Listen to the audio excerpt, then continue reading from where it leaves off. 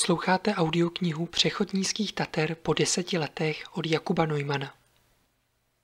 Touto knihou bych chtěl poděkovat své ženě Barče a kamarádovi Michalovi, že se mnou na tuto cestu vyrazili, a to i přesto, že už dle předpovědí počasí to vypadalo na velmi náročný výlet.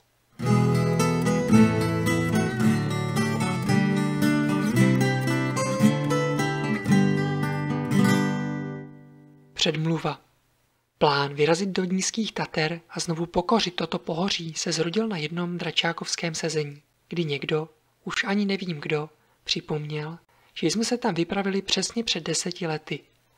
Hned jsem se toho chytil a začal opětovný přechod organizovat. Avšak většina osazenstva, které se mnou před 10 lety putovalo, již měla vybrané dovolené, čím jejich vetché zdraví cestovat nedovolilo, a tak jsme nakonec vyrazili já, kamarád Michal a nově i má manželka Barča. Přípravy byly poznamenané nepřívětivou předpovědí počasí. Mělo prakticky celý týden pršet a teplota klesat až ke 3 stupňům Celsia. Navíc se internetem nesly zvěsti o přemnožených medvědech a nárůstu případů, kdy napadli člověka. To mě děsilo hlavně z toho důvodu, že nás jelo tak málo a medvěd by tak v nás mohl vidět snadný oběd. Nakonec jsem si zašel do skautského obchodu s vybavením v Holešovicích, kde mi vysvětlili, že medvědi jsou poměrně líní tvorové a moc se na túry po vrcholcích hor nevydávají. To mě konečně trochu uklidnilo. Navíc většinou napadají jen ty turisty, kteří jim záměrně vlezou do brlohu. I tak jsme se vybavili plašičem zlodějů, o kterém jsme doufali, že bude plašit i medvědy, starým pepřovým sprejem a noži, které zvyšovaly aspoň psychický pocit bezpečí. Pochybuji, že by mi v souboji s medvědem vůbec k něčemu byli. S druhým problémem, kterým byla předpověď počasí, jsem se též docela dobře vypořádal. Co pár hodin jsem ji sledoval a zjistil, že se v jednom kuse mění. Tedy jsem došel k závěru, že počasí v horách je tak proměnlivé, že se deštivou předpovědí nemá smysl stresovat. Vybavili jsme se pláštěnkami, bundami a teplým oblečením, aby nás nějaké ty rozmary přírody nemohly zastavit, a dál jsem se s tím již nezaobíral. Poté již stačilo jen si naplánovat cestu, koupit lístky na vlak a zbalit vše potřebné. Vždyť nás čekalo velké dobrodružství, jehož pomyslným cílem bylo zdolat vrchol Dumbier, jako za starých dobrých časů.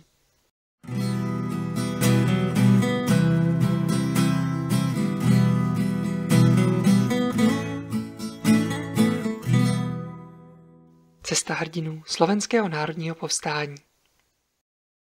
Legendární cesta hrdinů SNP je turistická trasa vedoucí z Dukelského průsmyku na severovýchodě země až na hrad Děvín, na západní hranici s Rakouskem. Její celková délka je přibližně 750 km. Vznikla v roce 1956 a částečně vycházela ze starší Štefánikovy cesty, pocházející z roku 1928. Trasa spojuje většinu významných oblastí Slovenska, které hrály důležitou roli během slovenského národního povstání a během osvobozování země v posledních letech druhé světové války. Dle informací na internetu trvá ostříleným a dlouhou chůzí zoceleným poutníkům její přechod přibližně měsíc. Zas tak moc zocelení jsme rozhodně nebyli a navíc jsme ani tolik času neměli. A tak jsme si museli vybrat jen její dílčí úsek a ten překonat. A rozhodli jsme se pro úsek mezi Liptovskou Tepličkou a Liptovskou Lužnou. Cestu jsme však museli kvůli špatnému počasí mírně zkrátit. Trasa, kterou jsme si vybrali, byla převážně hřebenatého charakteru, avšak i tak měla výrazné převýšení. Ale co bychom chtěli, když měla vystoupat na nejvyšší vrchol nízkých Tater, Dumbier.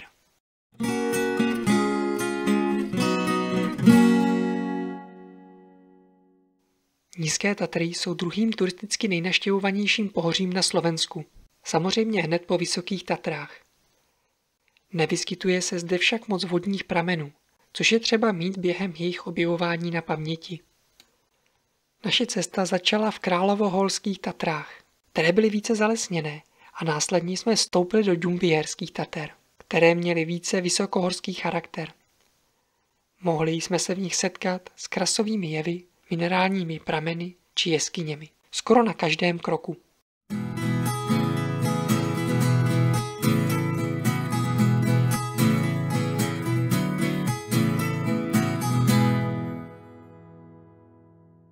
První den 23.7.2023. Vlak nám z hlavního nádraží v Praze odjížděl v nedělním podvečeru. Měli jsme lístky do lehátkového vozu, což bylo poprvé, když jsme tímto vozem kdy jeli, a všichni jsme se na to dost těšili. Nikdo moc nevěděl, jak to bude vypadat, a radši jsme se potom nepídili. Kdo ví, třeba bychom pak byli akorát zklamaní. Sraz jsme měli na zastávce metra, kam jsem s Michalem dorazil na čas. Báru tam odvezl můj táta, protože se zapomněla u balení, takže jsme na ní nemuseli dlouho čekat. Když jsme vstoupili do metra, zjistili jsme, že Báře chybí trekkingové hole a že jsme doma v lednici zapomněli salám, co jsme si plánovali vzít sebou. Chybějící hole byl docela problém, protože bez nich bychom nemohli postavit tarp, a tak Barča vystoupila na další zastávce a zavolala tátovi, aby je našel a zkusil je dovést. Přeci jen jsme ještě měli do odjezdu vlaku mírnou časovou rezervu. Táta Báru navíc hodil autem až na vlakové nádraží, takže tam byla stejně rychle jako já s Michalem vezoucí se hromadnou dopravou. O salám jsme si ale neřekli. Poznámka. Sám jsem odpískala s tím, že jídla máme dost. Chyba. Takže ji táta nevzal a další dny jsme jej museli samorovat u Michala, který si jej koupil taktéž, avšak velký tak, že by se z něj najedl i průměrně hladový medvěd. Žlutý vlak přijel na čas. Hned jsme do něj zapadli a vyhledali naše spací kupéčko. Na první pohled vypadalo dosti pochybně. Nemělo totiž moc místa na krosny a seděli jsme tam jak slepice na bydýlku. Nakonec jsme ale objevili další úložný prostor nad chodbou, kam se vešly hned 2 batohy. Naštěstí další lidé, kteří s námi kupéčko sdíleli, moc věcí neměli, takže jsme se vešli. Zprvu jsme čekali, až nám stevardka pomůže rozložit postele. Pak ale jeden Slovák, co s námi kupé obýval, zavelel, že čekat na stevardku se nebude, a tak jsme společnými silami postele rozložili a uvelibili se na nich. Poznámka. Naši spolucestující byli na rozdíl od nás zkušenými cestovateli v lehátkových vozech. Cestovali jsme s vážně fajn lidmi, a tak když se nabídla možnost koupě pivka, dlouho jsme se nerozmýšleli. Bára pak ještě oslovila stevardku a domluvila, aby nás ráno před zastávkou Poprad Tatry vzbudila. Dozvěděli jsme se, že v této stanici bude vlak stát půl hodiny, takže budeme mít dost času na to se zbalit a vlak opustit. Vypadalo to vážně skvěle, a tak jsem si ani nenastavoval budík.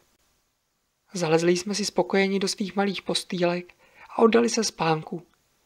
Inu čekala nás pěkně dlouhá štreka a bylo třeba na ní být řádně vyspalý. Poznámka. Někdo, Kuba, spínkal. Někdo jiný, já a Michal, nemohl usnout kvůli vedru a hluku v kupé a jistému idiotovi, kterému přišlo jako skvělý nápad na chodbičce uspořádat videohovor o 12:30 ráno. Než jsem se odhodlala ho vyhodit, vyřešil to za mě spolubydlící z jiného kupé. Poslal ho pryč. Takže týpek se přesunul na druhý konec vozu a po chvíli již asi půlhodinový hovor típl, přesto mu to přišlo nefér.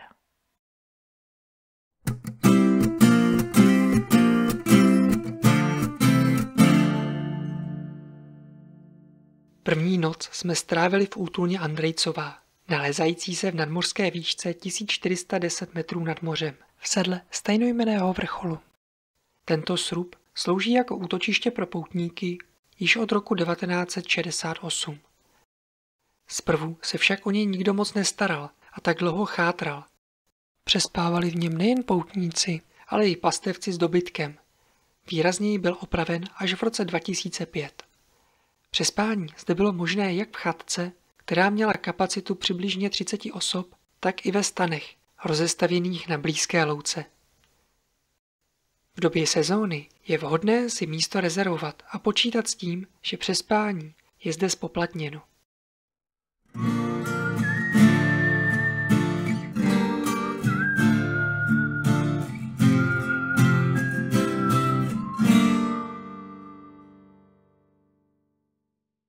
Druhý den 24.7.2024. V noci jsme se moc nevyspali. Ne, že by to rytmické kodrcání kol jedoucích po kolejích neuspávalo, ale v zastávkách, které jsme projížděli, byly silné lampy, které nám sem tam pražily do kupéčka a probouzely nás. Navíc jsme zprvu neměli otevřené okno, takže jsme si vydýchali všechen vzduch a vyhřáli místnost tak, že jsme museli odložit peřiny, pod kterými jsme se nesmírně potili. Bára okno otevřela někdy až těsně před Ostravou a zavřela ji na nějaké slovenské stanici s děsně užvaněným rozhlasem. Vzhledem k tomu, že jsem se často budil, tak jsem i průběžně kontroloval čas příjezdu do Popradu. Když se blížil čas výstupu, tak jsem si radši nastavil na mobilu budíka na vibrace, aby mě zbudil s předstihem a měli jsme čas se sbalit, kdyby na nás přece jen stevardka čirou náhodou zapomněla. Poté jsem to zalomil s myšlenkou, že mám všechno řádně posichrované a probudil se až půl hodiny poté, co jsme měli vystoupit Popradu. Vibrace budíku ve vlaku, který přirozeně po celou cestu vibroval, nijak si nezbudili a stevardka se na nás vykašlala. Ihned jsem vstal, zbudil Michala a Báru a začali zjišťovat, jak na tom jsme. Bára si na mobilu zapnula geolokátor a zjistila, že vlak v noci nabral zpoždění a za pár minut dojedeme do Popradu. Trochu jsem se uklidnil a šel si vyčistit zuby. Pak jsme se radši preventivně zbalili, kdyby náhodou vlak ve stanici moc dlouho nestál, a když zastavil, vylezli jsme ven na peron a než jsme se stihli rozkoukat, jel dál. Musím uznat, že jestli tohle byla náhoda, tak se tedy před ní skláním. Na peróně jsme se usalašili na betonové zíce a snídali. V kupéčku pro nás totiž byla přichystaná snídaně, což nám udělalo nesmírnou radost. Během ní jsme si užívali výhled na ostré vrcholky Vysokých Tater, činících k obloze jako šupiny nějakého spícího pravěkého tvora. Na mapách jsem si mezitím vyhledal, kudy se dostaneme na autobusové nádraží, odkud nám jel spoj do naší plánované startovní pozice, kterou byla zastávka Liptovská Teplička, Bílý potok. Jenže než jsem to stihnul vyhledat, bus nám ujel a další jel až za hodinu. Posnídali jsme aspoň v klidu a poté se pomalu odebrali na autobusové nádraží. Vtipkoval jsem, že autobusáka pozdravím slovy brum brum, ale bylo mi to zatrhnuto, protože by mě nejspíš nikam nesvezl. Poznámka. Kdyby mu to zatrhnuto nebylo, pozdravil by tak. Známe své lidi. Bus přijel na čas. Nasedli jsme a vyrazili vstříc horám. Zrovna, když jsem na mapách mobilu zkoumal, jak jsem si vlastně celý ten výlet naplánoval a proč je naše stanice uprostřed ničeho, řidič zastavil a připomněl nám, že tu máme vystoupit. Tak jsme poslušně opustili vůz a stanuli na asfaltce uprostřed lesů. Trochu mě pobavilo, když vedle zastávky, pojmenované Bílý potok, tekl černý váh, ale pak jsem zjistil, že v místě, kde jsme vystoupili, byl zaznačen ještě malý potůček, který mé pozornosti unikl a po kterém tato stanice byla pojmenována. Nezdržovali jsme se tu ani minutu a vyrazili po asfaltce hledat značenou trasu, která by nás vzala do hor. Silnice tu byla vcelku frekventovaná, takže jsme vzali za vděk vyvýšenou mítinku trochu dál od cesty, kde jsme se namazali opalovacím krémem a opět jako správní hobiti posnídali. Počasí nás mile překvapilo, nejenže nepršelo, ale dokonce nám i svítilo slunce a prohřívalo nočním polospánkem skřehlé klouby. Poznámka. Taky nás brutálně žráli komáři a hovada, takže jsme využili i repelent. Když jsme se zvedli k další cestě, chvíli mi trvalo, než jsem se zorientoval a málem jsme zapomněli odbočit. Bára si ale všimla pokrouceného a jaksi stranou umístěného rozcestníku, napůl skrytého v křoví, a tak jsme se vydali správným směrem. Nyní nás čekal náročný výstup po úzké pěšince. Po cestě nás okusovala hladová hovada, která evidentně dlouho neměla co žrát, protože ani Michalův speciální sprej proti tropickým komárům neodpuzoval. Zastavovali jsme častěji, a to nejen z důvodu, abychom si oddechli, ale i proto, že všude kolem rostly mraky borůvek, kterých jsme se nemohli nabažit. Podél cesty zprvu tekl potůček, avšak netrvalo dlouho a voda s cestou se slily v jedno. Poskakovali jsme tedy po suchých kamenech, abychom si nenamočili boty, a směřovali stále výše a výše. Dlouho jsme šli bez zastávky a když se nám konečně naskytl první palouček, kde se dalo složit batohy, tak Bára zavelela pauzu. Chvíli jsme odpočívali, dokud si má drahá žena nevzpomněla, že si chce zajít na záchod. Hupsla do blízkého křoví, ale o moment později z něj vystřelila jako šíp a spravila nás o tom, že tam je ohromné medvědí lejno fialové barvy. Moc se nám to už zdržovat nechtělo, a tak jsme se opět vrátili na cestu, potok, či co to bylo, a pokračovali dál ve výstupu. Brzy se k nám donesl prapodivný šramot. Chvíli jsme přemítali, zdali budeme muset svést urputný boj s trupou medvědů, ale k naší úlevě se proměnil v lidské hlasy a z lesíka nad námi se vynořil postarší pár, který nám vysvětlil, že se ztratil. Zkontroloval jsem to dle našich map a ejhle, i my jsme se ztratili. Naštěstí jsme v tom nebyli sami a společnými silami jsme začali hledat, jak se z té patálie dostat. Brzy jsme zjistili, že zdejší trasa je nesmírně špatně značená a nakonec jsme šli podle GPS v místech, kde měla vést cesta. No ne, že by to bylo nějaké náročné, ale na slunci se mi začal mobil docela rychle vybíjet. A tak jsem doufal, že se co nejdříve opět nějaká značená stezka vynoří a nebudu muset vejrat do displeje a hledat, kudy bychom asi tak měli v hustých borůvčích kráčet. Tehdy se ukázalo fajn, že jsme měli 2 průzkumníky navíc. Šli rychleji než my a ukazovali nám slepé cesty. Navíc nám dodali odvahy v překročení prameniště, bažiny, kterou bychom jinak složitě obcházeli. Nakonec se přeci jen značená cesta zjevila a dál jsme šli již s menšími obtížemi. Sem tam jsme se s oním párem předbíhali, jak jsme se střídavě zastavovali a nabírali síly na další cestu. Při našem putování nás doprovázely malebné výhledy do dály, nímž vévodily vzdálené vysoké Tatry.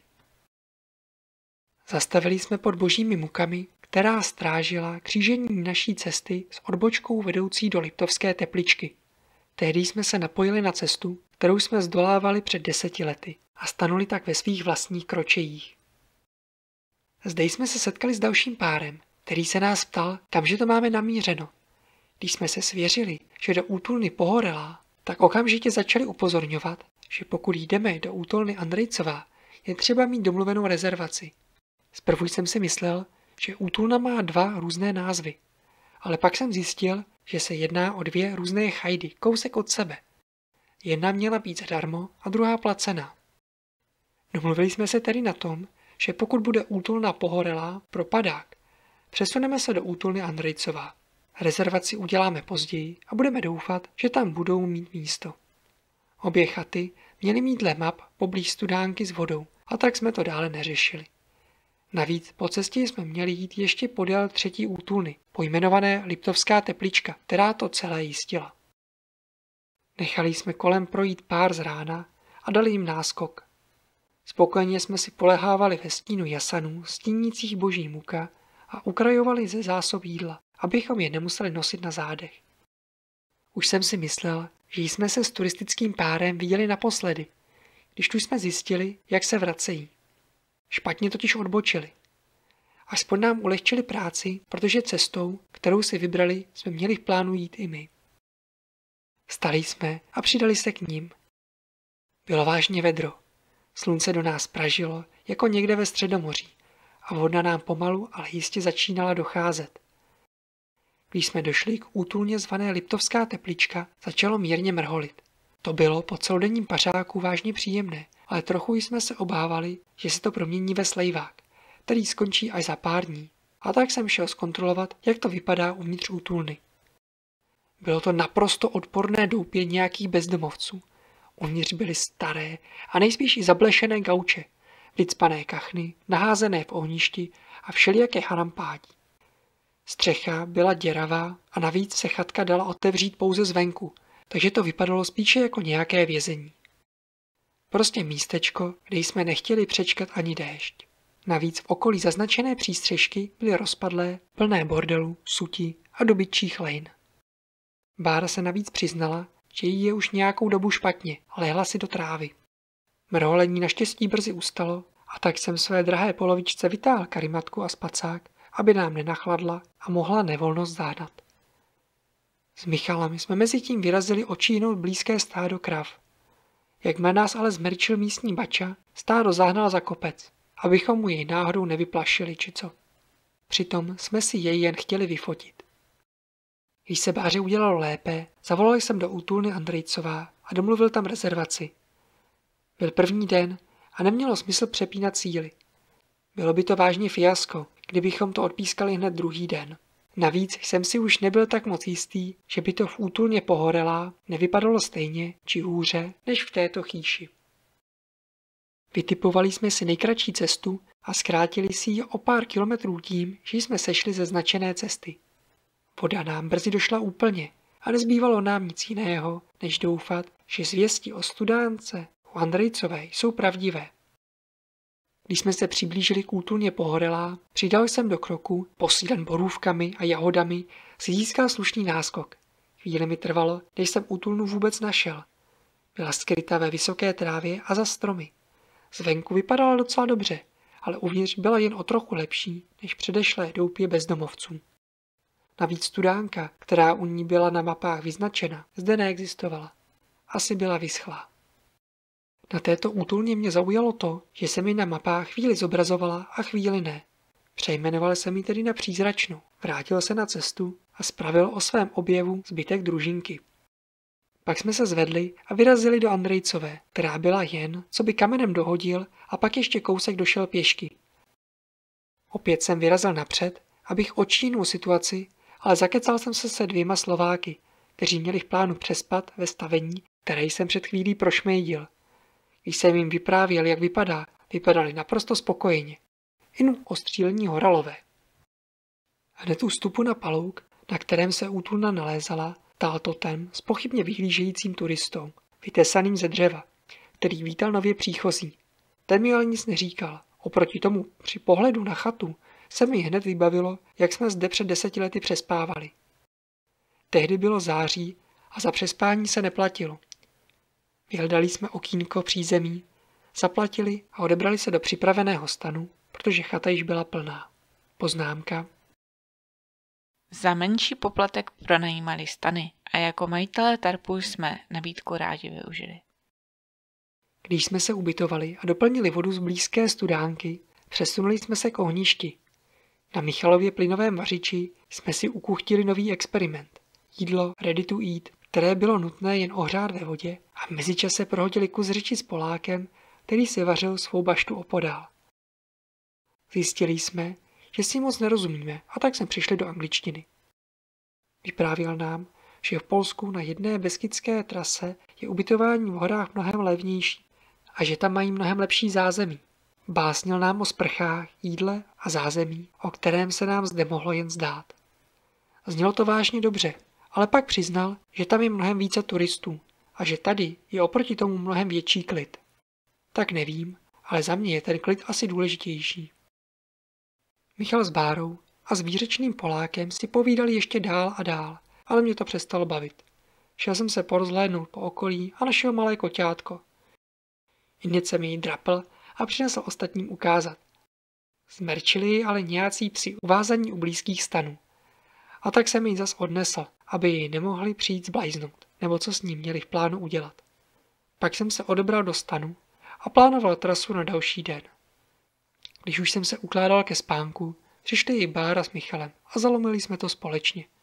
Dle předpovědi počasí měly odpoledne přijít bouřky, což předznamenávalo potřebu vstávat pokud možno co nejdříve.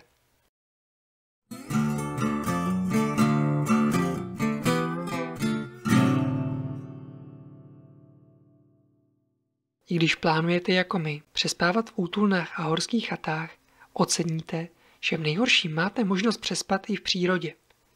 Záleží samozřejmě na místní legislativě, ale mnohdy je nouzové přespání umožněno. Klasický stan je poměrně těžký a velký a podle právních předpisů nejde postavit všude, a tak jsme zvolili tarp. Při jeho stavbě je třeba si vybírat chráněné polohy, aby se vám nezbortil, jako nám. O skautech se říká, že jsou od mala cvičení tak, aby dokázali číst přírodě jako v knize. Poznají nebezpečné křižovatky zvěře, medvědí berloch, či třeba odkud vanou větry. Skautem jsem prošel, avšak jestli jsem se něco takového naučil, tak se mi to všechno povedlo zdárně zapomenout.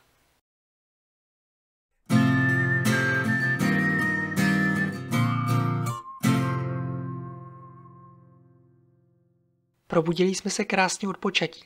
Konečně jsme se všichni dosyta vyspali. Vylezli jsme ze stanu a užívali si příjemný svit slunce, který ani v nejmenším nenapovídal tomu, že by dnes mělo pršet. V domnění, že už žádný déšť přijít nemůže, jsme se v klidu zbalili, posnídali a já si od Michala půjčil powerbanku a krapet mu ji vysál, abych mohl i nadále kontrolovat, zdali náhodou nejdeme špatně.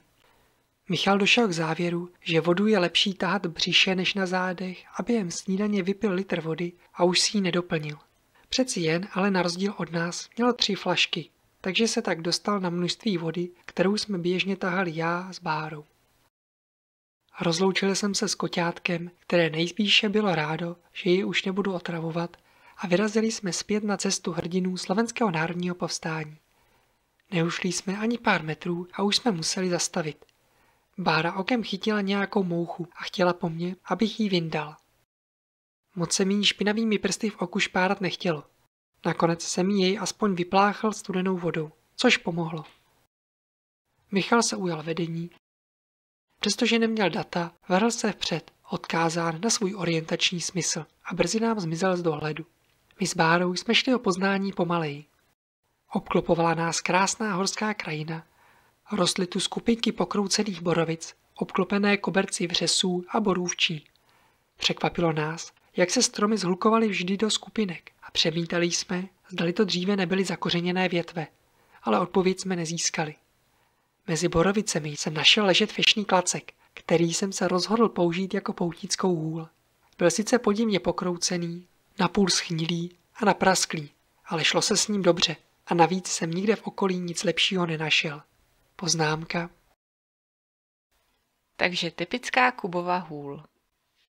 S Michalem jsme se potkali na blízkém vrcholu hor, kde na nás čekal. Společně jsme se šli do sedla mezi vrcholy Velká Vápenica a Helpínský vrch, kde jsme chvíli odpočívali a nabírali sílu na následný výšlap. Přemluvil jsem všechny, aby vylezli na blízký kámen a zapózovali. Byla to docela švanda, ale z dálky k nám dolehly první hromy a obloha zešedla. Michal s Bárou se okamžitě pustili do výšlapů na vrchol zvaný Velká Vápenica. Avšak já zde ještě zůstal. Posadil se na batoh s výhledem do údolí a zapisoval kdejakou blbost, co mě zrovna napadla. Jen svých spisovatelských choutek se již nezbavím. Pak jsem se rozhodl kopec vyběhnout, jako před 10 lety. Avšak nyní jsem už ve 2/3 svahu málem vypustil duši. Přesto jsem stihl Barču dohnat ještě dříve, než jsme narazili na Michala. Na vrcholu kopce jsme nalezli zapomenuté sluneční brýle. Zprvu jsme je tam chtěli nechat, ale pak jsme se rozhodli, že je odneseme do nejbližší útulny a zeptáme se, zdali je náhodou někdo nebude postrádat. No a pokud je nikdo nebude chtít, tak si je necháme.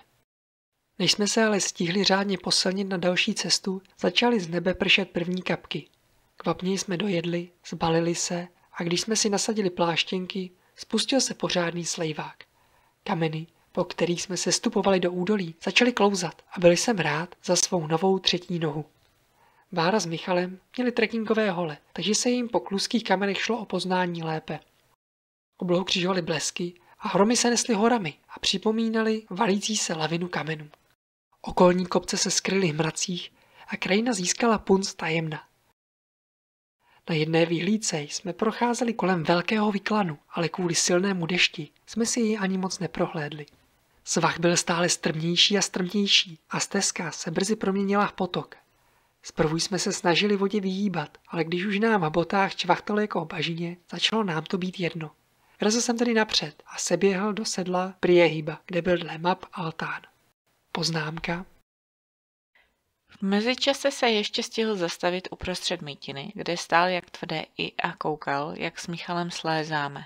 Asi chtěl, aby do něj praštil blesk. V něm jsem potkal množství poutníků. Požádal je, aby mi pohlídali batoh. Pak jsem se vrátil pro Michala s Bárou a společně jsme dorazili k přístřešku. Tam jsme se schovali před deštěm a začali si vařit jídlo a čaj. Trochu jsme se zahřáli, ždímali ponožky, částečně se převlékli do suchého a nechali nohy větrat. Báře se zničil zip u batohu a nešel jí zavřít. Blbé bylo to, že to byl boční vstup, kterým snadno mohlo prakticky cokoliv vypadnout. Nakonec jsem otvor uzavřel pomocí bočních přezek a vše pojistil pláštěnkovým krytem na batoh. Když se obloha prozatím vypršela, poutníci se začali vytrácet. Nakonec jsme v altánu zůstali jen my a nějaká rodinka s dětmi, která šla v opačném směru. Děcka měla vážně hlody, u kterých jsme se museli potutelně usmívat. Chvíli jsme poslouchali jejich hašteření a pak jsme začali vyzvídat, co nás čeká. Dozvěděli jsme se, že to je na nic značení a že několikrát sešli z cesty. Též nás upozornili na to, že první svah, který nás bude čekat, je fakt strmý a je zarostlý vysokou trávou, která bude nyní nasáklá vodou. Tak jsme jim tedy poděkovali za v úvozovkách dobré zprávy a vyrazili. Prvních pár desítek metrů se nám šlo vážně dobře, tedy až do chvíle, než jsme zjistili, že jdeme po špatné cestě. Vrátili jsme se tedy a zkusili jít po druhé cestě, která vedla trochu jinudy. Ani ta ale nebyla tou, po které jsme měli jít. Teprve až poté jsme zjistili, že značená cesta vede asi 1,5 metru vysokou trávou do strmého kopce a není prakticky vidět. Po ní se nám tedy jít vůbec nechtělo, ale nakonec jsme se k tomu odhodlali, co jiného nám taky zbývalo. Protože se mí 2 spolupoutníci zdráhali vnořit do mokré trávy, začal jsem cestu razit já. Litoval jsem, že jsem si sundal pláštěnku, protože jsem okamžitě namokl, ale nedal jsem na sobě nic znát a doufal, že se vyčesí a brzy oschnu. Během stoupání, když jsme nabírali dech a zvykali si na nadmořskou výšku, se nám Michal přiznal, že má problém s těžkým batohem a potřebuje si jej sem tam sundat a odlehčit zádům. A tak vyrazil napřed, aby na nás někde mohl počkat. Osobně ji ale podezřívám z toho, že se spíše chtěl zahřát rychlou chůzí, kterou s námi moc dobře jít nešlo. Poznámka. Vzhledem k tomu, že mělo v batohu pořád ještě většinu pecnu chleba a štangle salámu, sázím na ten těžký batoh. Hory se mezi tím opět ponořily do mraků a viditelnost se rapidně snížila. Teplota razantně klesla a vždy, když jsme se zastavili, abychom si chvíli odpočali, jsme cítili, jak prochládáme. Stromy zde porůstaly husté trsy lišejníků a někdy jsem měl pocit, že mezi nimi vidí Michala, jak na nás čeká. Když jsem se však dostal k domnělému kamarádovi, byl to jen suchý strom nebo kámen. Zajímavé bylo naprosté ticho, které jsme narušovali jen svou vlastní přítomností. Opět se rozpršelo a tak jsem pomohl Báře nandat pláštěnku. Než jsem si ji ale stihl navléct sám, už jsem byl durch. Dohonili jsme Michala a dál pokračovali společně. Déšť stále sílil a stezka se opět proměnila v potok. Šli jsme stále pomaleji a začali jsme si uvědomovat, že do ubytovny před příchodem noci dojít nestihneme. Přesto jsme si to ale nechtěli připustit a stále stoupali výše do hor. Obklopilo nás bílo a pršet přestalo. Nejspíše jsme se dostali do vrchních partií mraků, kde už nepršelo. Bára šla stále pomaleji a mě s Michalem začala být zima. Vtipkoval jsem, že pokud někde kempovat, tak aspoň v nadmořské výšce 1600 metrů nad mořem. Nesetkal se tam moc s pochopením. Pomalá chůze mi nesvědčila a tak jsem pořádně přidal do kroku a trochu se zahřál. Pak jsem ale na ostatní musel dlouho čekat a opět vychladl. Bylo to na nic. Navrhl jsem, že bych zaběhl do další útulny, vrátil se a pomohl tam Báře odnést batoh.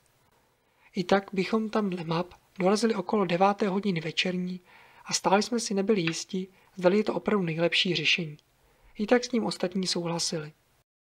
Vyrazil jsem tedy svou nejrychlejší chůzí napřed a udělal si solidní náskok. Když se však mraky roztrhaly a na chvíli vysvětlo slunce, začal jsem se dívat po okolí a hledat nějaké místo, kde bychom mohli přespat. V jalovcích se třpitily kapky rosy jako diamanty. Mraky se rozestupovaly a odhalovaly okolní vrcholky kopců. Stromy měly větvy jen na jednu stranu, jako by to byly nějaké ukazatele a přemítal jsem, že to určitě použiju v nějakém svém příběhu či povídce. Konec konců to vypadalo kouzelně. Zastavil jsem se v sedle mezi 2 skalnatými vrcholy, odkud byl krásný výhled do údolí. Bylo tu i nádherné místečko v závětří hustého porostu kleče s ohništěm. Zhodil jsem k němu batoh a ověřil, že u něj opravdu nefouká. Poté jsem zkusil zavolat Michalovi, že nemusí pospíchat a že tu zkusíme přespat. Jenže jsem se mu nedovolal, Zkusil jsem zavolat Báře, ale též nic. Poté mi signál spadl úplně a musel jsem počkat, až mě dojdou. Když jsem jim ukázal nocleziště, ihned s ním souhlasili. Jen se dost divili, že jsem jim volal, protože neměli ani jeden nepřijatý hovor. Poznámka. Signál jsme měli většinu času dost na houby. Postavili jsme tarpy do písmene L a připravili se na spánek. Jenže v ten moment se otočil směr větru a borovice nás přestali chránit. Klesla teplota a tarpy se nám pod porivy větru začaly bortit na hlavu. Přes sedlo, kde jsme se usídlili, se začaly opět valit mraky a lehká látka přístřežků nás před vlhkem chránila asi tak jako svetr před deštěm. Zkoušeli jsme ji aspoň všemožně vypínat, ale bylo to zbytečné, vítr byl moc silný. Nakonec jsem nabídl, že se podívám po okolí, zdali tu nebude nějaké lepší místo na přenocování. Báře ani Michalovi se moc do přesunu tarpu nechtělo, ale protože se rychle stmívalo, silně foukalo a navíc ani moc nevěřili v nalezení vhodnějšího místa. Když se ale zvedl vítr a připlácel jim plachtu na obličej, dostal jsem zelenou. Poznámka. Doslova připlácl plachtu na obličej. Když jsme leželi, šlo o velice výmluvný argument. Když jsem vylezl ven, došlo mi, že všechny větve okolní stromu směřovaly směrem, kterým nyní vítr vanul. Mělo mi to dojít a byl jsem na sebe fakt naštvaný. Zkusil jsem jít dál po cestě vedoucí výše do hor.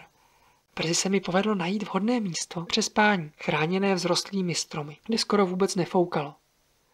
Vrátil jsem se tedy zpět a odvedl tam Michala, aby přesun tábořiště schválil. Bára se mezi tím pustila do přípravy věcí k případnému rychlému přesunu. Když bylo nové místo schválené, pustili jsme se do práce. Bylo to už skoro za tmy a měli jsme co dělat, abychom při přesunu nepostráceli své věci. Nakonec se nám povedlo úspěšně a vcelku rychle a efektivně přesídlit na nové místo. Jen nám přitom všechno jaksi navlhlo. Uvařili jsme si vodu, zalili jí dehydratované jídlo a povečeřili. Pak jsme si ještě z posledních zbytků vody uvařili teplý čaj a pohodlí spacáků jej vypili. Zbylé jídlo a všechny odpadky jsme uschovali do igelitky, kterou jsme svěřili Michalovi a ten ji odnesl přibližně 50 metrů od našeho nocoviště a tam ji schoval pod keř. Neradi bychom měli v noci nezvanou návštěvu v podobě zvědavého medvěda. Zakrátko na to jsme v provlhlých spacácích usnuli. V noci teplota dost klesla, ale byli jsme tak unavení, že jsme to zaspali. Byli jsme rádi, že jsme se k přesunu odhodlali. Na onom sedle bychom se nevyspali.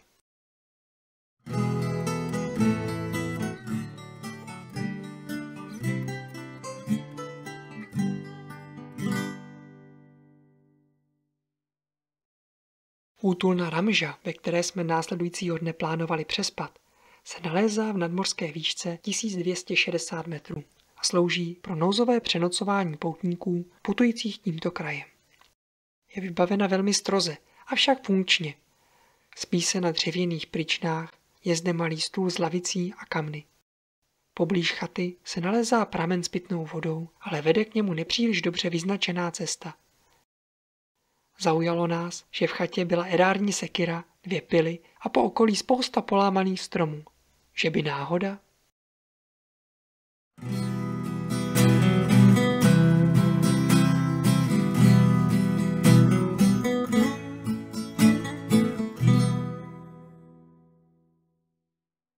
Čtvrtý den, 26.7.2023. Bára s Michalem se v noci dost budili. Michal navíc spal na mírném svahu a spacák mu neustále sjížděl do místa, kde byla trekkingová hůl, která podpírala oba naše stany a hrozilo, že nám celý přístřešek zboří. Nad ránem oba probudili kroky, avšak byli tak utahaní, že se nepíděli po jejich původu. Teprve, a když jsem je uslyšel já, opustil jsem vyhřátý spacák a šel se podívat, zdali nám náhodou nikdo neujídá ze zásob, co jsme měli uschované pod nedalekým keřem. Naštěstí to bylo jen hejno ptáků a tak to byl planý poplach. Přesto mé počínání všechny zbudilo. Využili jsme toho, že jsme byli vzhůru a posnídali jsme. Podařilo se nám nalézt ještě jednu poloprázdnou láhev s vodou, ale i tak jsme jí měli žalostně málo a útulna Ramža kam jsme měli dnes namířeno, byla ještě daleko. Navíc dle předpovědi počasí se měla obloha kolem poledne opět zatáhnout a přinést nový déšť. Museli jsme se tedy co nejdříve zbalit. Pobalit mokré tarpy nebyl ani zas tak velký problém. Nejhorší bylo strčit nohy do vymrzlých a promáčených bot. Nakonec jsme se k tomu odhodlali tak, že jsme si na to vzali suché ponožky. Ne, že by zůstaly suché dlouho, ale aspoň během nazouvání to byl lepší pocit. Když jsme se vrátili na místo našeho původního nocležiště, abychom zkontrolovali, zdali jsme zde něco nezapomněli, třásli jsme se zimou jen při představě, že bychom nenašli sílu se přesunout jinam. Stále tu foukal silný ledový vítr a přes hřeben se neustále převalovaly bílé mraky. Zajímalo mě, v jaké nadmořské výšce jsme to vlastně spali, a zjistil jsem, že tam, kde jsem spal já s Bárou, bylo 1599 metrů nad mořem a Michal, který měl tarp o trochu výše, i když ve svahu, tak spal v nadmořské výšce 1600 metrů nad mořem. To mě dost naštvalo, protože v té výšce jsem chtěl spát já. Michal z toho měl druhé Vánoce a během cesty mi to sem tam z čiré zlomyslnosti připomínal. Další cesta byla klidná. K naší radosti kopírovala vrstevnice a tak stoupání a klesání bylo velmi pozvolné. Jediný problém byl s mohutnými kmeny stromů, které byly přes cestu popadané. Některé bylo možné obejít, ale jiné jsme museli přelézat. Ne, že by to bylo nějak moc obtížné, ale byli jsme stuhlí, měli na sobě pláštěnky a těžké batohy a kmeny byly mokré. Byl to vcelku oříšek. Michal byl z pomalé chůze dost nervózní a začínal tušit, že do chaty nedorazíme před příchodem lijavce. Pak se nám ještě přiznal, že mu mokré ponožky začínají drásat chodidla a potřeboval se zahřát rychlou chůzí. Ani Bára neměla zrovna přátelskou náladu. Plahočela se vzadu a o mou přítomnost též moc zájem neprojevovala. Navíc jí štvalo, že si prospěvuji, a tak jsem ji nechal samotnou a šel napřed. Poznámka. Někdy to chce pauzu od lidí a to byl zrovna ten případ. Potkal jsem spoustu Čechů a začínal chápat, proč tolik našich krajanů na Slovensku v horách zaklepe bačkorami. Když začne pršet, Slováci se zbalí a jedou domů, ale Češi, kteří si již vybrali dovolenou, si ji musí za každou cenu užít. A žádný rozmar počasí je v návštěvě vysokých a zrádných hor nemůže zastavit. Poznámka. My jsme byli konec konců ten samý případ. Navíc prázdné hory i v tomhle počasí byly okouzlující. Na své společníky jsem počkal až u jedné studánky. Pramenila přímo pod mohutnými kořeny smrků a moc se mi tam líbilo. Inu skvělé místo pro sbírání inspirace. Když mě Michal s Bárou dohnali, Michal se zastavil jen na skok a přidal mi Báru. Chvíli jsem si prospěvoval a tak Bára navrhla bobříka mlčení. Jako správně soutěživý tvor jsem se tedy hecnul a rozhodl jsem se samozřejmě vyhrát. Když jsme došli Michala, začal nám vysvětlovat, že by už rád šel napřed přímo do Ramži, aby se tam mohl trochu zahřát a zabrat nám tam místa k noclehu. Ani jeden z nás nechtěl mlčení porušit, a tak jsme na něj jen tupě hleděli a čekali, že tomu druhému rupnou nervy první. Ukázal jsem gestem, že mám zašitou pusu a vyrazil napřed. Bára s Michalem zůstali pozadu, kde si vysvětlili, cože to vlastně hrajeme za šílenou hru. Michal jen kroutil hlavou a nechal Báru též daleko za sebou a vyrazil napřed do chaty. Potkal jsem se s ním na jednom rozcestí, kde jsem na něj čekal. Nechal jej projít dál a vyčkával na Báru. Ta si hned po příchodu sedla vedle a na mobilu si něco začala prohlížet. Pobavilo jí, že uprostřed divočiny bylo vyznačeno veřejné WC a snažila se mě na to upozornit. Předstíral jsem, že ji nevnímám, a tak promluvila, čímž jsem bobříka mlčení vyhrál. Poznámka. Nevyhrál, podle triky se nepočítají. A že prý se šeptání nepočítá. Po pár minutách, co jsme odpočívali před další cestou, kolem prošla dvojice turistek. Pozdravili jsme je a dali se s nimi do řeči. Zjistili jsme, že se potkali s Michalem a ten je upozornil na to, že nejsme neslušní, ale že jen držíme bobříka mlčení. Hned jsem se pochlubil, že jsem ji vyhrál a trochu je poděsil popisem cesty, která je měla čekat. Pak jsme se zvedli, přestože začalo opět pršet, a vydali jsme se dál. Brzy se nebeská stavidla otevřela úplně. Začal pořádný slejvák. Stoupili jsme do hustého bukového lesa, kde se úplně zšeřilo. Měli jsme hlad, byla nám zima a hustý déšť nám rozhodně na náladě nepřidával.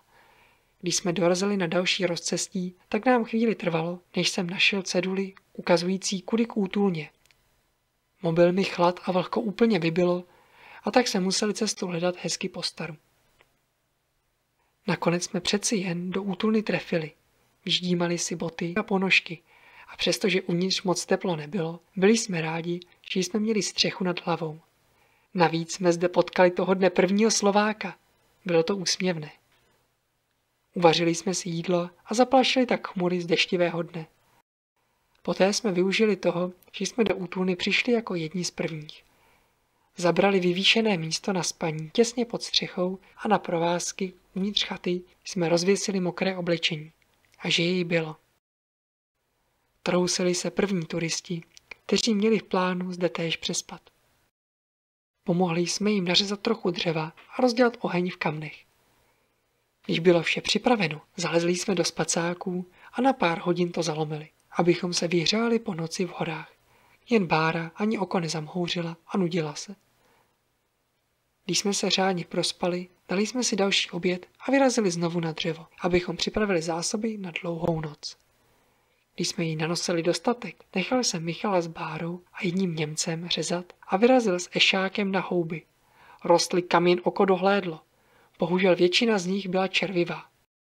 Přesto, když jsem se vrátil zpět, se mé počínání Báře moc nelíbilo, ale nakonec se s ním smířila a poskytla mi vařič.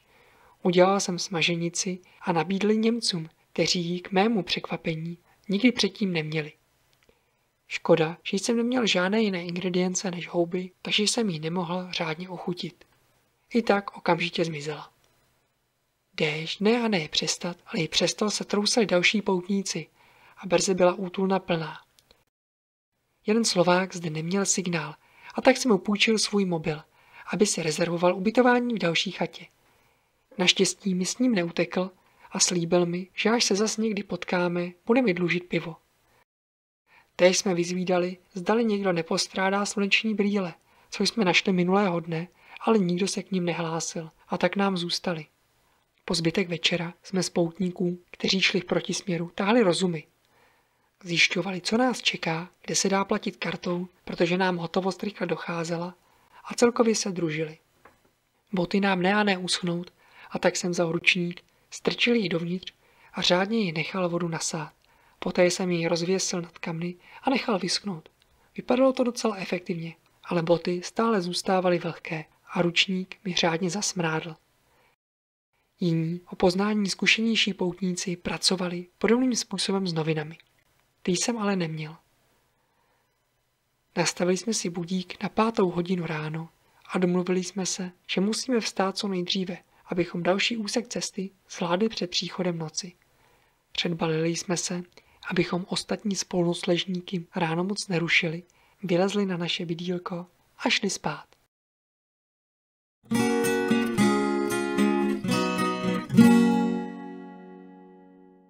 Chata generála Milana Rastislava Štefánika stojí v sedle pod nejvyšší horou Nízkých Tater Jumbierem, a to v nadmořské výšce 1740 metrů nad mořem. Byla vystavena roku 1928 na základech kamenné útulny zvané Karlova ochranná chata a jako jedna z mála stavení v těchto kopcích přežila období druhé světové války. Po válce byla opravena a přejmenována na chatu hrdinů Slovenského národního povstání. Teprve v roce 1990 se jí vrátil její předválečný název, který si zachovala až do dnešních dní. Turisticky je hojně užívána a v sezóně je třeba si pobyt řádně dopředu rezervovat.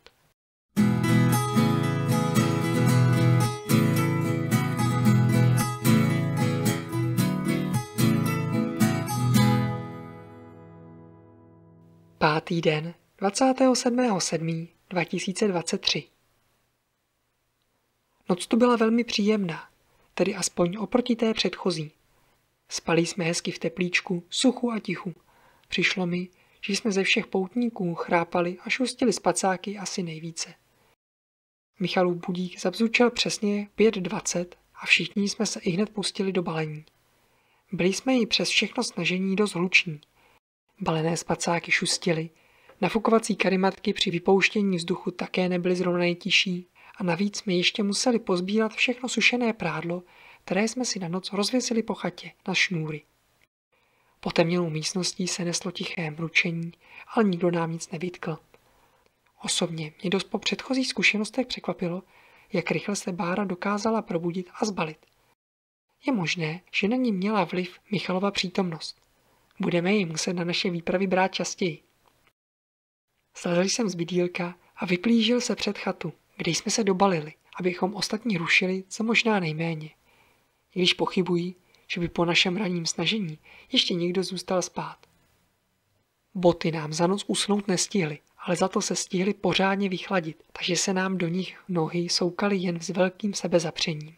Když už jsme s Michalem stepovali před chatou s krostami na zádech a čekali na Báru, až si dobalí poslední věci a těšili se, že budeme moci vyrazit do hor a hledat místo, kde si dáme snídani, má drahá žena si vzpomněla, že by chtěla snídat již tady. Navíc něco, co jsem měl naspod batohu. Neúplně radostně jsem opět batoh sundal a vytáhl požadované knekebroty. Byli jsme dost rozespalí a tak jsme šli pomalu. Užívali si vycházející slunce a zobali sladké borůvky, rostoucí všude kolem stezky. Překvapilo nás, že tráva se během noci vysušila a když se nám otírala o kalhoty, tak nám ji nemáčela. Zahodil jsem tedy hůl, kterou jsem trávu odhrnoval, abych si nemáčel nohavice a šel dál bez ní. Pořádnou snídaní jsme si dali na blízkém vrcholu hory s krásným výhledem na okolní vrcholy. Foukal zde jen lehký vánek, ale měli jsme pocit, jako by najednou nastal podzim. Stoupání a klesání bylo tak výrazné, že se mi zastesklo po pokřivené a napůl schnilé holi, a tak jsem si udělal novou z bujného vícekmenu jeřábu. Byl dost zahuštěný, a tak jsem ji trochu prosvětlil. Hůl to byla opravdu skvělá, pevná, rovná, avšak i krapet těžká. Aspoň jsem během dalších dní na cestě trochu posílil i ruce, které doteď spíše jen odpočívaly. Po zbytek putování k útulně Tereska jsem se držel na chvostu výpravy. Často jsem odpočíval na vyhlídkách či pod letitými stromy a zapisoval si postřehy a nápady. Se svojí novou medvědobíjskou holí jsem se už nebál. Ne, že bych s ním měl v plánu medvěda bacit po hlavě, ale představoval jsem si, že až ji spozoruju, budu s ní jako zběsilý bušit do okolních stromů a tím ji zaženu. Na travnatém plácku před útulnou Tereska jsme rozložili mokré tarpy, které se v ramže rozložit nedali, a nechali je řádně proschnout. Též jsme si na chvíli sundali boty, aby mohli nohy větrat. Útulna Tereska byla opravdu kouzelná.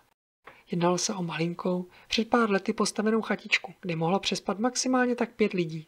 Jediným neduhem bylo, že tu chyběl zdroj pitné vody. Kousek od útulny jsme narazili na ceduli informující o výskytu medvěda hnědého. Byli jsme hrdí na to, že jsme prošli jeho revírem, aniž by nás odhalil a snědl. Sešli jsme do sedla Čertovica, kterým vedla asfaltka, a zapadli do první restaurace, na kterou jsme narazili. Nebo tedy jsme se usalašili na terásce, protože jsme pěkně smrděli a dovnitř jsme si netroufli. Ujistili se, že opravdu berou karty, a objednali si polévku a pravé slovenské halušky. Vařili tu opravdu skvěle. Pokračovat dál se nám moc nechtělo. Čekal nás totiž pěkně strmý svah. Nyní jsme ale měli jistotu, že do chaty generála Milana Rastislava Štefánika stihneme dojít ještě dnes, a tak jsem na webových stránkách chaty vyplnil rezervační formulář. Když jsme se přece jen odhodlali k další cestě, Bára se odpojila a šla se vyfotit rozcestník. Michal na ní chvíli čekal, ale když si začala číst nějaké cedule a pak ještě psát SMSky domů, tak to nevydržel a připojil se ke mně ve výšlapu. Na dílčím vrcholu svahu jsem si odložil batoh, nechal Michala oddechnout, vrátil se pro Báru a pomohl jí vynést batoh nahoru. Když jsme se opět střetli, Michal s Bárou se opět přezuli do sandálů. Já bych též rád, ale měl jsem jen 1 boty a bos jsem jít nechtěl. Pustili jsme se do dalšího výstupu, ale Bára za námi začala znovu zaostávat. Vylezl jsem tedy s Michalem na vrchol a opět se pro svou drahou ženu vrátil a vynesl jí batoh nahoru. Poslední část kopce jsem běžel, protože to vypadalo, že mě Michal fotí. Když jsem k němu dorazil a sdělil mi, že si jen dělal selfiečko. Plantážník jeden. Když jí Bára vylezla nahoru, hned si chtěla lehnout a řádně si odpočinout. Michal začal být krajně nedoutklivý a nejspíše ji trochu pocitoval ponorkovou nemoc. Dokonce částečně přiznal, že mu začínáme lézt na nervy tím, jak jdeme pomalu. Poznámka. Dovoluji si upozornit na své problémy s koleny.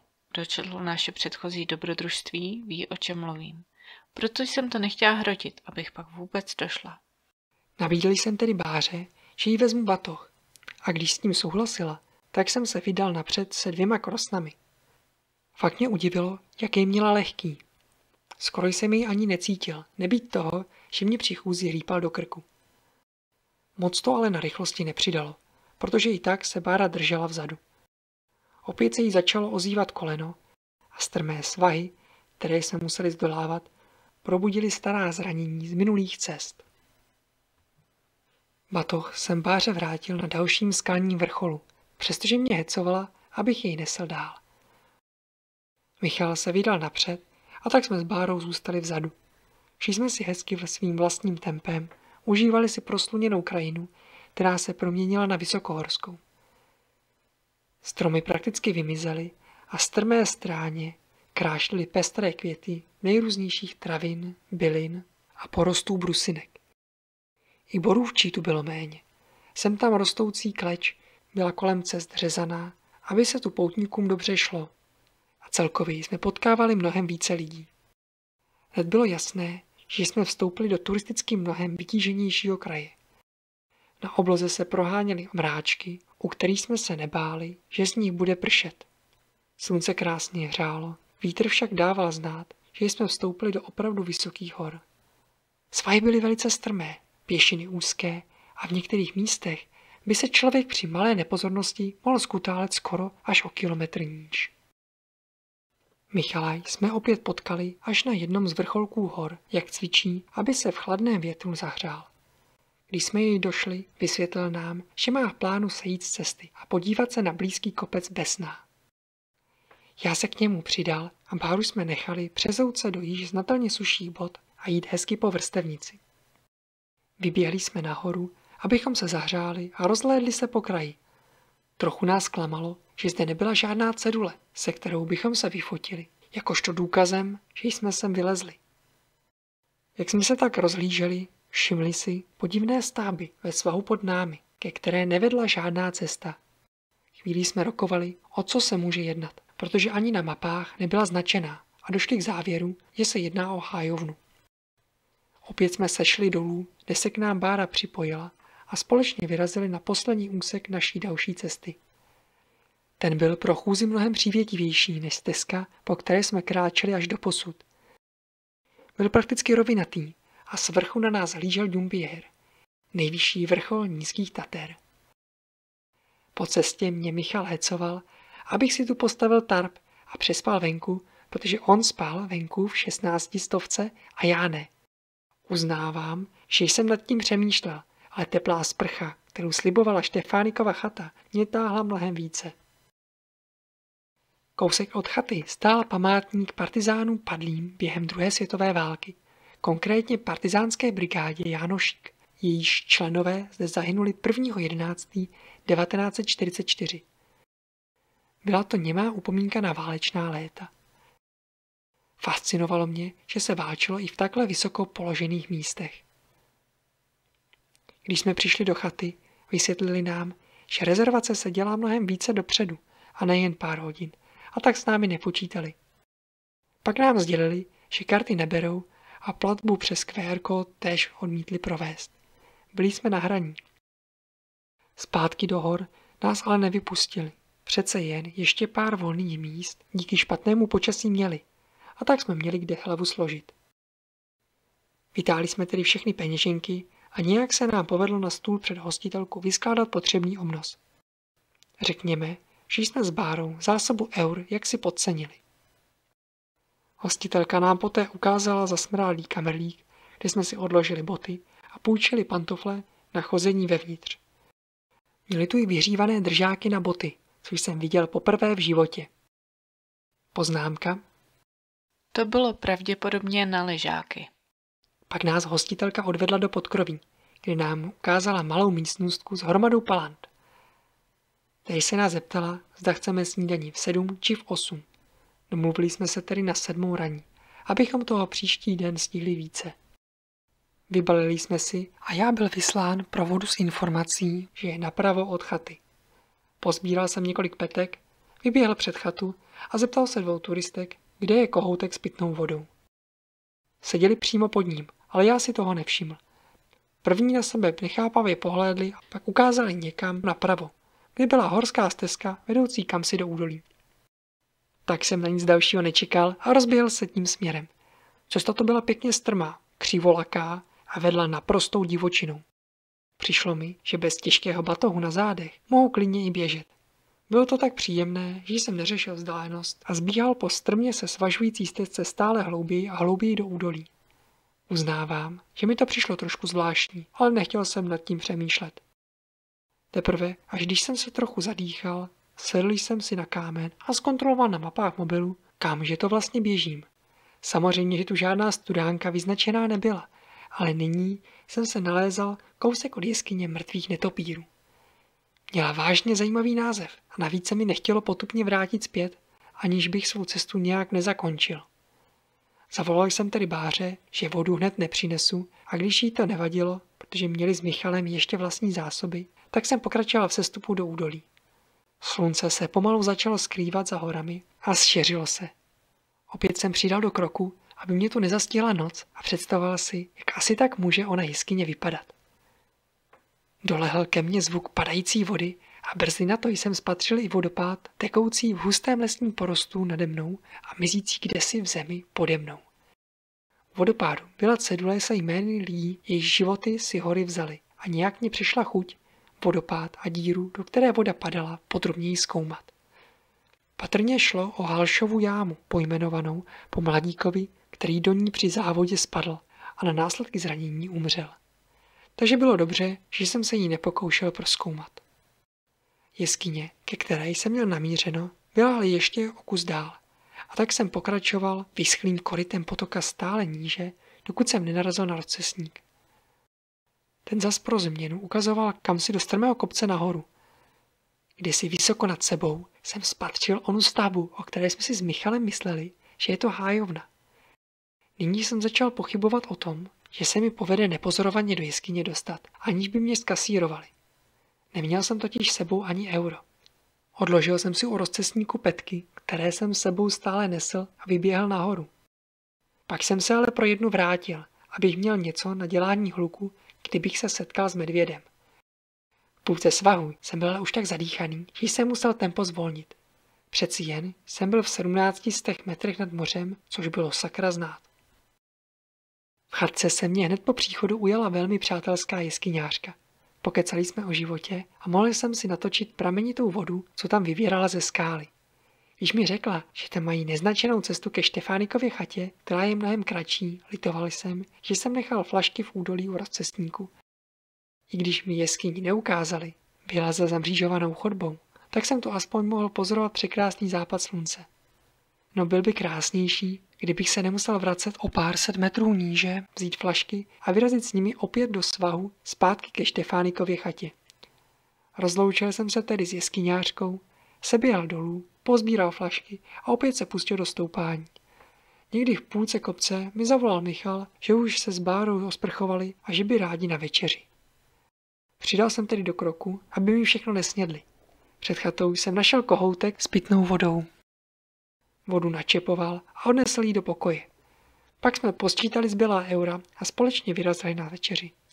Objednali si pařené ovocné knedlíky a kofolu. Tím jsme prakticky přišli o skoro všechnu hotovost, ale stálo to za to.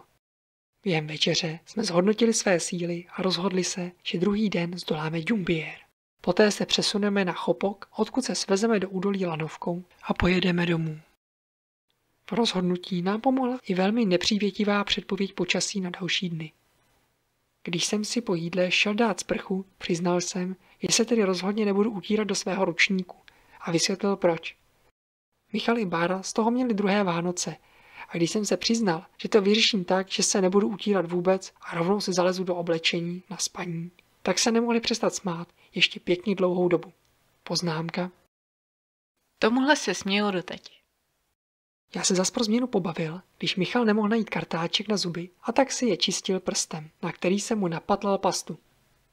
Švandále musí být, je to totiž nejlepší lék na trudomyslnost, se kterou jsme během deštivých dní zápasili. V místnosti, kde jsme přespávali s několika dalšími poutnicemi a poutníky, byla vážně kosa. Myslel jsem si, že to profukuje mezi trámovým, a tak jsem se zachumlal do peřiny a šel to zaspat.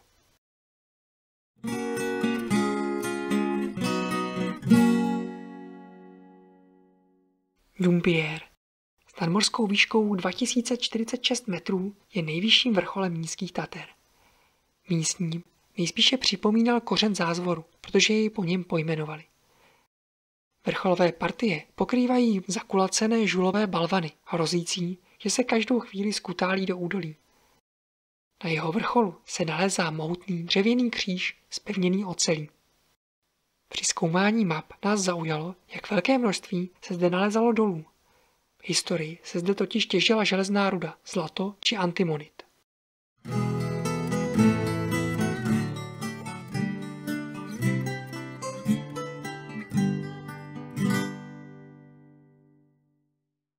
Šestý den, 28.7.2023. Michal se celou noc choulil pod krátkou peřinou, aby mu nenastydly nohy. A já zas měl nad rámem rýmu jako trám, protože jsem šel spát s mokrou hlavou. I tak jsme se ale vyspali v celku obstojně. Už od 6 hodin jsem se ku podivu převoloval v posteli a byl pln energie. Sledoval jsem bílou mlhu za oknem a přemítal, zdali se ještě do našeho odchodu stihne vyčasit. Došel jsem si vyčistit zuby a opět se vrátil do postele. Než jsem stihl usnout, vstal Michal, probudil Báru a společně jsme vyrazili na snídani. Skvěle jsme se nadlábli. Já měl míchaná vajíčka, Bára párky a Michal krupicovou kaši. Tam nám Bára sdělila, že nějaký šílenec v noci neustále otevíral okno. Sice jej ostatní spolunocležníci následně zavírali, ale i tak se místnost vždy stihla trochu vychladit. Zapili jsme to horkým a krapet přeslazeným čajem a vyrazili se zbalit. Za oknem jsme viděli husté mraky, ve kterých bylo vidět jen na pár desítek metrů. Hustý déšť a silný vítr, který hnal kapky přímo proti oknům. Prostě počasí, do kterého se nám vůbec nechtělo. Sešli jsme do přízemí a přezuli se. Když jsem se obouval do suchých bot, měl se opravdu nesmírnou radost. Jen mě štvalo, že mi moc dlouho suché nezůstanou. A zakrátko jsem si své černé myšlenky potvrdil. Vylezli jsme ven na déšť a vyrazili do bělostného kraje. Byla tak špatná viditelnost, že mi Michal ani nevěřil, že jdeme správně, ale když jsme narazili na další skupinku poutníků jdoucí stejným směrem, začal mi věřit. Kameny, kterými byla cesta dlážděná, byly kluské a museli jsme dávat pozor, abychom nespadli. Michalovi se orosily brýle a přestal rozpoznávat vzdálenosti, takže našlapoval opatrně. Přesto byl rychlejší než Bára a pomalu se nám začal vzdalovat. Má drahá žena mi tedy nabídla, abychom s Michalem vyrazili na Jumbier jen sami dva a ona bude se skupinkou dalších poutníků pokračovat na Chopok. Zprvu jsem si říkal, že to je dobrý nápad, protože přeci jen my dva jsme šli ve stopách svých dřívějších já a tak jsem dohnal Michala a navrhnul mu toto řešení. Ten s tím souhlasil a tak jsme stoupali stále výše a výše. Pak mi ale přišlo, že to není správné. No a když skupinka poutníků, která pokračovala dále na Chopok, na Báru nechtěla počkat, tak jsem si u rozcestníku odložil batoh, přikryl jej pláštěnkou a vrátil se. Michal mezi tím pokračoval ve výstupu. Vzal jsem Báře batoh a pomohl jí dostat se k odbočce, kde jsme se s Michalem rozdělili. Tam jsem jí vysvětlil, že by jí štvalo, kdyby se na vrchol nepodívala. Pak jsem zabalil naše batohy do pláštěnky, tu zatížil kameny a vyrazili jsme za Michalem na nejvyšší vrchol Nízkých Tater. Po cestě mi sem tam Bára vytýkala, na jak stupidní cestu jsem jí to vzal, ale stále šla dál. Poznámka. Já na ten Jumbier fakt nechtěla jít. Byla vážně zima. Foukal ledový vítr, byli jsme úplně mokří a vidět bylo jen na pár metrů. Sem tam jsem Báru jistil, aby mi ji vítr neodfouknul ze srázů, kolem kterých jsme procházeli. Naštěstí jsme neviděli, jak ty srázy byly hluboké. Teprve až těsně před vrcholem jsme potkali Michala, kterého jsem přemluvil, aby se tam s námi vrátil a udělali jsme společné selfie pro kamarády, kteří s námi nejeli, jakožto důkaz završení naší pouti. Moc se mu to nezdálo. Přeci jen byla nesmírná kosa, ale co by neudělal pro kamarády, aby měli co závidět.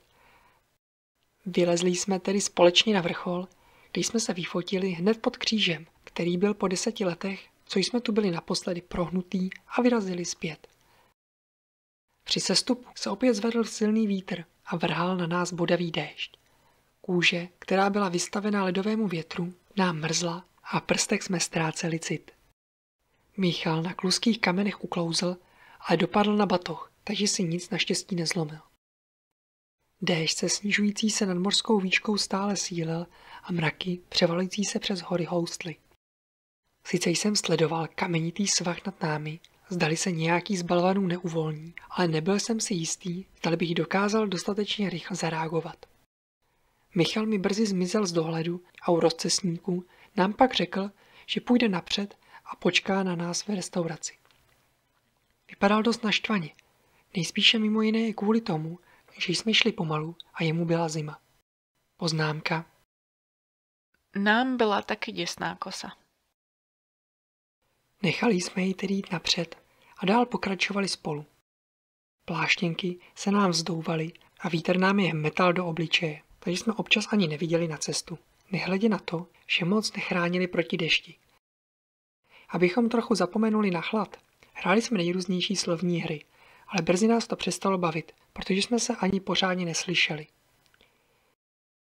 V jeden moment se na chvíli mraky roztrhly a mohli jsme spatřit okolní kopce. Chvíli jsme si mysleli, že už bude jen lépe, ale brzy na to přišly mraky nové a opět nás obestoupili. Slováků, kteří šli proti nám, jsem se ptal, jak je to ještě daleko ke Svařáku, a vždy mi odpovídali, že kousek. Pod slovem kousek bych si asi dokázal představit trochu kratší vzdálenost, než která to nakonec byla. Z mlhy před námi se vynořila kamenná chata na chopoku. Okamžitě jsme do ní zapadli a šli hledat Michala. Ten už tam do sebe klopil svařák a před ním ležel prázdný talíř po polívce. Dlouho jsme se nerozmýšleli a též jsme si zašli objednat. S chutí jsme se pustili do jídla a užívali si zasloužený odpočinek. Poté, co jsme se posilnili, Bára naplánovala cestu domů. Stačilo se jen dostat do údolí, odkud jel bus do Liptovského Mikuláše a tam nasednout na pendolino. Měli jsme ale jen velmi málo času, abychom všechno stihli, a tak jsme se rychle přesunuli na lanovku. Při bloudění v mlze na nás sem tam vykoukly sochy dráčků, strážících tento vrchol. Vypadaly vcelku tajemně. Tam jsme si v restauraci koupili pěkně předražené lístky a nechali se svést do údolí. Lanovka klesala opravdu rychle, takže nám z toho zalehlo v uších. Po cestě do údolí jsme si koupili poslední místa ve vlaku. Překvapilo nás, jak bylo najednou v údolí krásně. Jako kdybychom se z podzimu dostali do léta. Svítilo slunce, bylo teplo a idylku kazily jen šedivé mraky, které obepínaly hory, ze kterých jsme se stoupili. Michal s Bárou se převlékli do suchého, ale já už neměl do čeho, a tak jsem zůstal v mokrém. Pak jsme zamířili na autobus, který měl co nevidět odjet. Jenže jsme na něj čekali na špatné zastávce. Výjížděl odjinud, než nám ukazovali mapy, takže jsme museli běžet přes půl vesnice, než jsme se přesunuli na správné místo. Ale odjezd jsme nakonec zdárně stihli. Byl by to průšvih, protože bychom nestihli ani vlak a lístky už nešly stornovat.